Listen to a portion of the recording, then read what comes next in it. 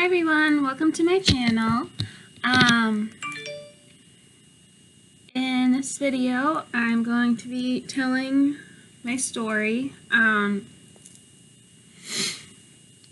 It's probably, well, I know it's going to be in parts because I tried doing half of my story yesterday, and when I went to upload it on YouTube, it was like 24 minutes, and it told me it was too long.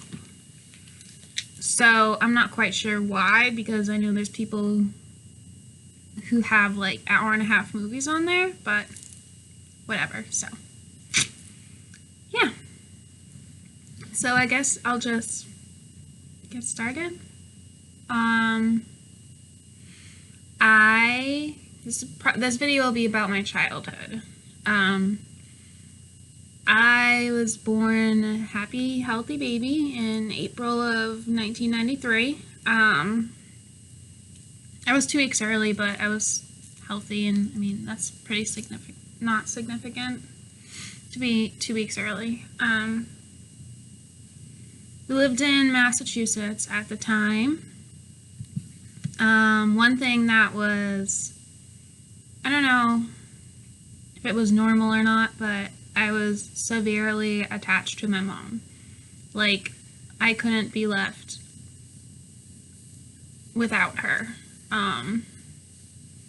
Or I would like just totally freak out, and yeah.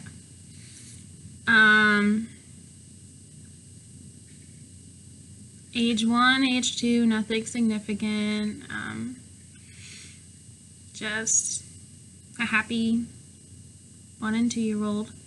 When I was 3 on Christmas Day night, there was a fire in the condo next to us, which spread to our condo, and everything got completely destroyed. I remember the fire very vividly, oddly, even though I was only 3 years old. It was pretty traumatic for a 3-year-old. I mean, it would be for anyone, I guess. So from there, we stayed at my non-blood related aunt and uncle's house until we found a house in New Hampshire. And we moved to New Hampshire when I was 3, and I was so excited to have this house.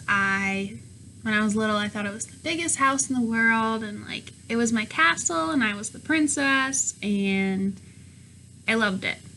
At this time, my mom was also pregnant with my little brother, who was born when I was 3. I was so happy and ecstatic, and I thought he was just like my life-size doll.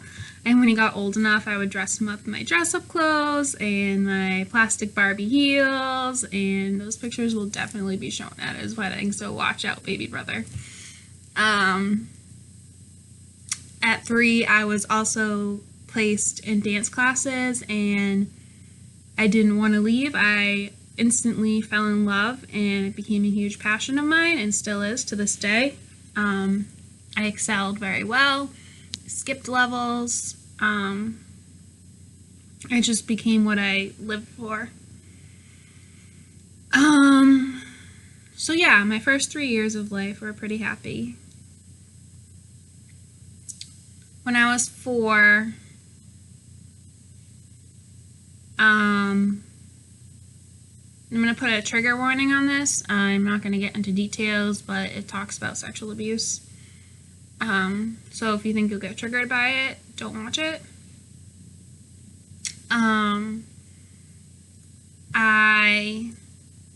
A family friend started sexually abusing me for 2 years, age 4 and 5. I was raped multiple times a week. I was forced oral multiple times a week. It's a very traumatizing experience, and I still have a hard time talking about it or dealing with it. And I didn't know what to do. I knew it was wrong because of the physical pain that came from it and the disgust that I felt. But I didn't tell anyone because I was told if I told anyone that he would hurt me or hurt my family. So I just kept it inside to myself. And when I look at pictures from like age 3 to like age 4, you can tell it almost looks like two different girls. Age 3 had these bright eyes, big smile on my face, and age 4 I just looked blank, like something had been sucked out of me. So that's that. Age 5 is also when my little sister was born. I'm the oldest of 3. But when my mom told me she was pregnant and I was going to have a baby sister, I wasn't as excited as I was for my brother because I saw all the attention that he got, and I was afraid that I was going to be forgotten. I remember when my dad was taking us to the hospital, I picked out my favorite outfit. I thought if I looked pretty, that I wouldn't be forgotten. And it was really messed up for a 5-year-old to think like that. I mean, I remember being 3 years old and comparing myself to the other girls in my dance class, thinking I wasn't as pretty or skinny as them.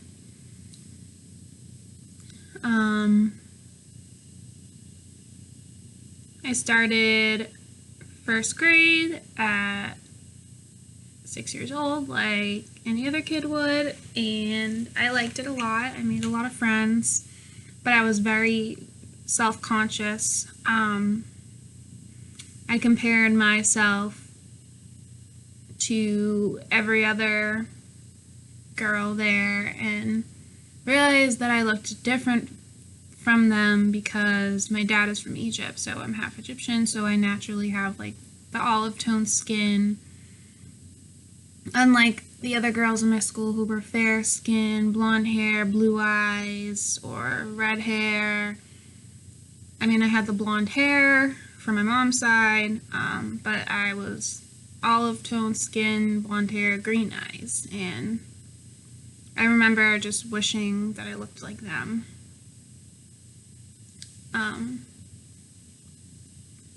At 7 in second grade, I was molested by my school janitor. He ended up going to jail because some other kids told about inappropriate stuff he had done to them, but he got bailed out, and then supposedly when they went to a retrial, the kids didn't remember anything, so he got off. And I just remember thinking, like, why am I such a bad person? Like, why does this stuff keep happening to me? Sorry, that was my phone. And I just thought something must be wrong with me. Like, I'm defective. Like, I don't know. At 8 years old, was a pretty scary time because my mom went in for surgery to have a gastric bypass, which back then was not as common as it is now. It was more risky. They had to cut you like wide open. For those of you that don't know what it is, it's a weight loss surgery.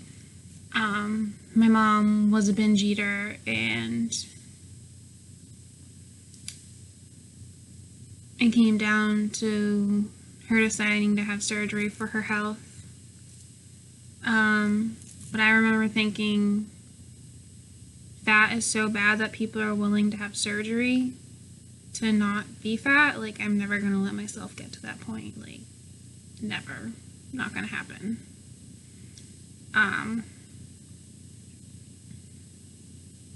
My mom was always very critical about her body, and I became very critical of my body.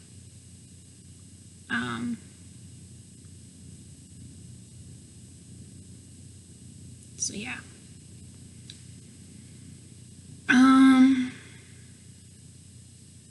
Things were pretty normal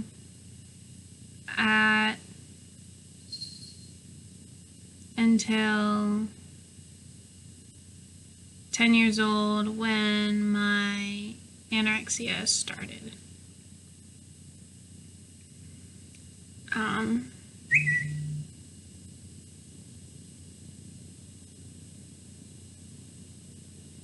But I think I will save that for another video so I don't go long. And so YouTube doesn't tell me that the video is too long to upload. But yeah, thank you for watching part 1 of my story. It'll probably be 3 parts, I'm assuming. So if you like this video, give it a thumbs up. Subscribe to my channel so you'll know when more videos are uploaded. And I hope you all have a lovely day. Bye.